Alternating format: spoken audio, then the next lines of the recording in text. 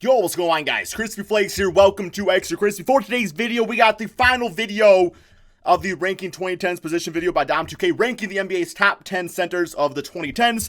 I'll see it, man. Centers I think of is, Karl Anthony Towns, Boogie Cousins, Andre Drummond.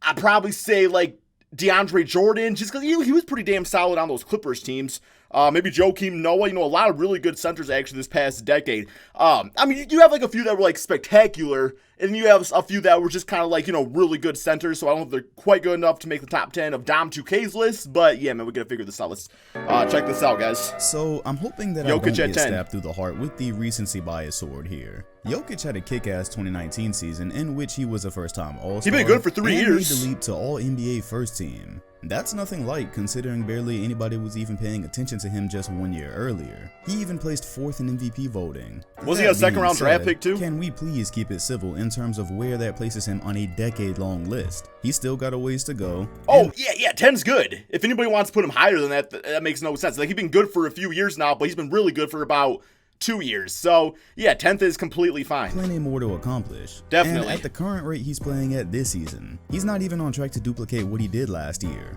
He's 24 and his best days are ahead of him in the 2020s. Before last season, he was producing decent numbers since around 2017, but I think in terms of resumes, there are far more deserving candidates of higher spots. Allow me to explain.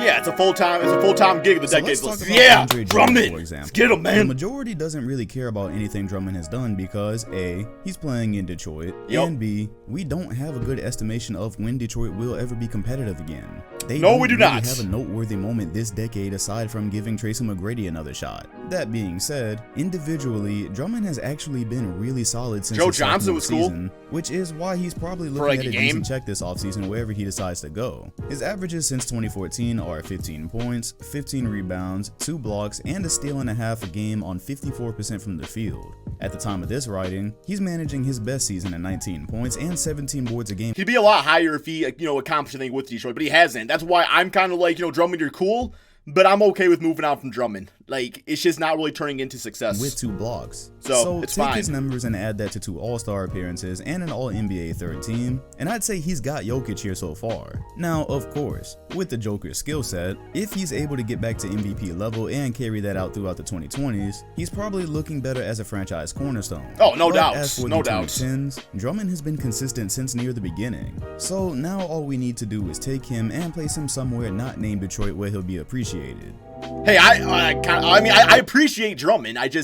I would appreciate some W's and not getting swept in the playoffs every time we're there. Cat has which is basically very been rarely a force to be reckoned with since the day he stepped foot in the league. Save for that time Jimmy Butler destroyed his squad with third stringers, and that one time he was in the playoffs. Nevertheless, he's currently putting up his best year in the league on 26-12 while shooting 44% from deep. That's pretty crazy, and I'm pretty sure that production on a contending team would have him near the top of the MVP ladder. These numbers aren't that far off from his usual since his sophomore year, and that's coupled with 2 All-Star teams and an All-NBA third team. That's impressive when you consider he's only played 4 seasons in the league. That's literally Drummond's He's like the Steph Curry of centers. That's why I call him now. And a superior offensive Steph Curry game of in general. centers. So yeah, Cat definitely already passed Drummond this decade, and the Wolves are competitive this year so far. I think we all wrote them off after Butler left and we saw Wiggins' production relative to his contract. However, it may be turning around a bit, and we should definitely see Cat's best days in the 2020s as he's only 24 years old. Expect more accomplishments and at very least an MVP run at some point. All right, number 7, who we got? DeAndre Jordan is There underrated, we believe go. it or not, Yeah. because A, most people only ever cared about his highlights, and B, he played in the 2010s hottest highlight factory as the 3rd member of Lob City. He deserves so it this spot. overshadows a lot of what he was truly able to do. I'm I like talking about DeAndre. 2 defensive first teams, along with 3 All-NBA teams, one of which was first. That's on top of an All-Star appearance, and from 2014 to 2018, He knew his he was role. averaging 12 and 14 along with 2 blocks. That span also included a 4-year stretch where he was leading the league in field goal percentage.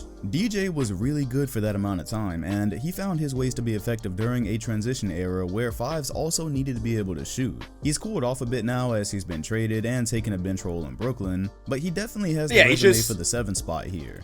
he's at that point in his career where he's no longer gonna be like an all-star center. Like he's just like a bad, like, I mean, he could start on some teams obviously, but you know, the athleticism going down a little bit, and that's gonna hurt a guy whose game is solely pretty much based off athleticism. Now, but he's still it is fine. by the skin of his teeth. He's got a lot of like, tattoos. If there was just one more year left, I'm sure Cat would have had the season needed to probably unseat him. But we've simply run out of time here, and this is where he finishes for me. Understandable. Rounding out the bottom 5 was an extremely tough call, but I've got to go Embiid here. I gotta see who got over Embiid though. I originally had him in my top 5, but I've got to call it for somebody else. Embiid, when he plays and is healthy, operates at best center in the league levels most of. Karl Anthony Towns, Joel Embiid, Nikola Jokic, those are all guys you're going to see in the top 3, 4 for the 2020 videos, assuming he does this in another 10 years. But yeah, it's just like, it's so, like, they've been good for a while, but not long enough to really, you know, to warrant a top spot. So it's understandable. And this has been a thing since back when he wasn't even getting adequate minutes. Back when we were fantasizing over what he could actually do with starting minutes. So in the limited time since he started his career a couple of years late back in 2017, he's averaged 24 and 11 with 2 blocks and 48% from the field, been to 2 All-Star games that likely would have been 3 if he played more his Who's rookie he gonna have out and then there? he tacked on 2 defensive Andrew teams Bogut? and 2 All-NBA teams. Think about that for a second. Rudy Relative Gobert? to what it should have been, he's barely played and managed to become an All-NBA player Tyson for Chandler, half of his Tyson career Chandler. up to this point. Yep. Those are no small feats. But when you look at what he's up against for a decade ranking, you absolutely cannot discount that he's basically been on load management the entire time. He's never played more than 64 games, and he's one of those guys that's known as injury prone. That's literally why he doesn't have more accomplishments up to this point. So when it comes to him being top 5, I have Probably no Al doubt Horford that he on the would top have been 5. if he had more skin in the game. But I think this next guy deserves it. He has the resume to back it up. Al Horford, my guess. Let's be real. Gobert, okay. Defense is not sexy. Therefore, there is definitely a good portion of people moaning and groaning about Gobert being ranked a top 5 center for the 2010s. I'll take this time to remind those people of a couple of things. A, this is a decade ranking, not just based off of who was a better individual player, although that always plays a part. And But like Gobert wise, like how long has he been much better than like a Joel Embiid or a Karl Anthony Towns, I guess? And I'm seriously asking this like a question. Like Gobert, that's not like a name that I remember like the beginning of the 2010s. So how long has he like been like this type of player? You know what I'm saying? B, Gobert also has the resume to back this up for this decade that nobody really seems to care about. He led the league in blocks in 2017. He's averaged 15 points, 12 rebounds, I love his 2.5 game. blocks, and I ain't went complaining. 66% from the field since then, leading the league in that last season. He's made 3 all-defensive first teams and 2 all-NBA teams, and went back-to-back on Defensive Player of the Years. Oh, he also got an MVP vote last year, which is hilarious Damn, to he got mention, but it is a fact. Who He's did got that? No all-star teams because he plays in the West, he plays in Utah, and once again, defense is not sexy. But still, it'd be very difficult to say I love he hasn't defensive played players. at an all-star level at least a few Love him. times by now. Gobert has been more than quality this decade, and has come a long way from that random we were all running against in NBA 2K14's Rookie Showcase. Now, again, I am very aware that 10 times out of 10, starting a franchise, you take Embiid. Hell, you take Cat. Right, but that's neither not the of those video. guys have the resume that ranks over him for this specific period of time, although again, I believe Embiid would if he'd actually been playing more. Still, durability is a part of all of this, and you don't get credit for what could have been, only what was. If Embiid can stay healthy with his combination Bro, of you got offense Brook and Lopez on this defensive list. talent, he'll definitely surpass Gobert in the coming years. He's a better player than Gobert right now. He's been a better player than Gobert. But on this list, as of right now, I'm gonna say he's gonna have Boogie. You gotta have Marc Gasol, Al Horford, and Brook Lopez. I hope Brook Lopez is on. He deserves it. He's like the all-time leading scorer for the Nets. defensive player So, repeat along with for everything now, else for really now. gives Rudy the edge in my opinion. Brook Lopez.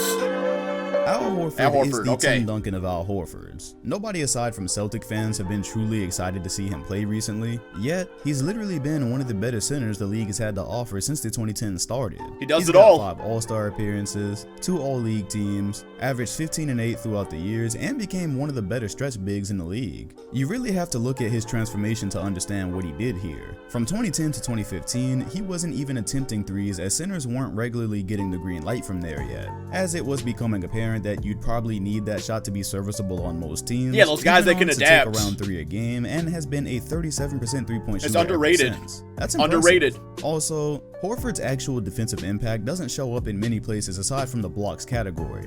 It's that really weird thing like how Klay Thompson only has one defensive team, yet we know he's consistently been one of the better defending perimeter players in the league for a while. So I can't explain that. Yeah, there ain't stats for greatness sometimes. For matchups with Embiid, you're just great. Often known to be one of the only centers that could slow him down, and the Sixers went out and signed him almost for that exact reason.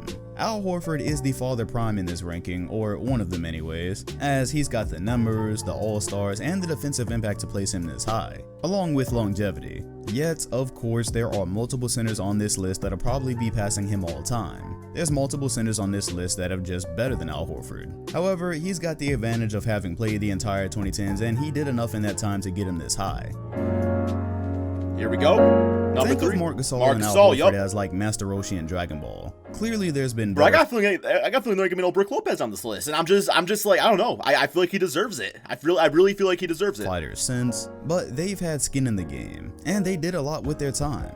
Gasol did literally the same thing as Horford in terms of three-point shooting. When he saw the league changing, he too changed, going from virtually no three-point attempts at the beginning to shooting it at 37% for the bottom half of the decade. His averages for all these years are about the same as Al Horford's. He tallied 3 All-Star appearances, nabbed 2 All-NBA teams and 1 defensive, then won the 2013 Defensive Player of the Year award that many people suspect should have went to LeBron James. Nevertheless, he was definitely known as a defensive center in Memphis, where grit and grind was the motto. He was probably the best player on that team the year that they went to the Western Conference Finals. He's gotten MVP votes in 2 different years, and then he capped off the decade by helping Toronto win their first ever championship after a mid-season trade. His role was much reduced, but there's no doubt that having I ain't got much to say about him, guys. Helped their efforts. I ain't got much to say about Marc Gasol. He's great. The only center on this list with an NBA title. So that, combined with the Defensive Player of the Year, his All-Stars, and his numbers, definitely accomplish him enough to take the 3rd spot on this list. All right, number 2. The next guy could have easily had a title as well, making him the only other player on the list with a ring, but fate was just not on his side. Who's it gonna be? Marcus Cousins. Okay. Man, which basketball god did this guy anger? Who's number 1? I'm not even having the most important conversation here, am I? You probably are all wondering how he's not first on the list. And well, he's definitely got the resume for it, so I won't be mad if he's your number 1. But I think I have a better one. To start with, I would say he was one of the big guys we looked at when we noticed a revolution was happening amongst big men. Where I can't think who number 1 is, guys. I can't think. For most of these years, he's had a mean inside and out game, and since the year 2012, he's been averaging 23 and 12 to go along with 2 steals and a block per game. He made 4 All-Star teams from 2015 to 2018, where he was widely considered the best 5 in the game, and that's the span in which he also picked up his 2 All-NBA teams. Unfortunately, that's where the buck stops for him because that's where his health stopped. His career was finally moving along as he was paired with Anthony Davis in New Orleans. He didn't accomplish much though. Prevented him from adding any more honors to his resume. He figured he could bolster up that resume by going to Golden State and adding a ring, while rehabbing and he's like this era's Kevin Love. Like he put up like good numbers on like a bad team. So that's why I don't really think Cousins really deserves number 2 spot, but you know, it's whatever. I understand it because he was like one of like the big name centers this decade. I just don't think his accomplishments, you know, he just really didn't do much. I mean, yeah, like stat wise, sure, he was cool, but showing that he could be useful to Boogie bitch ass, I like to call him, man. And then the torn quad happened.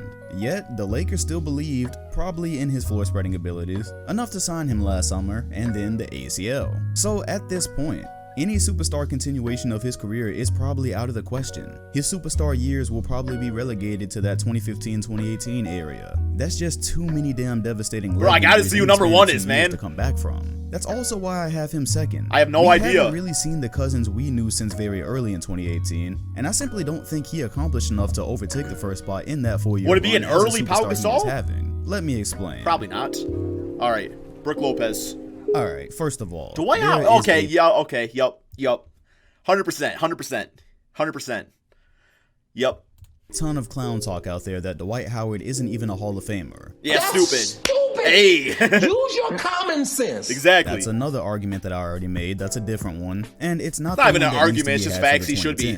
For this decade, we look at how his demise has kind of been overstated because even when he was not Orlando Dwight, he was still one of the better centers in the league. So yeah, he was good at Houston. 2012, that was Orlando Dwight. That was one of the best players in the league, top 5. That was 20 points, 14 rebounds, 60% from the field, and 3 blocks a game. That was a two-way superstar. From 2013 to 2016, that's basically Houston Dwight. Doesn't have the same lift, but still led the league in rebounds for the Lakers here, then went on to average 16 points, 12 rebounds, and 2 blocks. Then there are the last 3 years, which was journeyman Dwight. And he still put up numbers. Last year, he still put up numbers though. Averages over this span of 15 points, 12 rebounds, and 1.5 blocks per exactly. game. Zero type of meaningful basketball during that span, and yet very respectable numbers, which is why I said in the Lakers season preview on the second channel that I thought he'd have the kind of year he's having now. He doesn't score much anymore, but he does the defense and rebounding that's needed for that team off the bench, which is why he's buying into a system this season.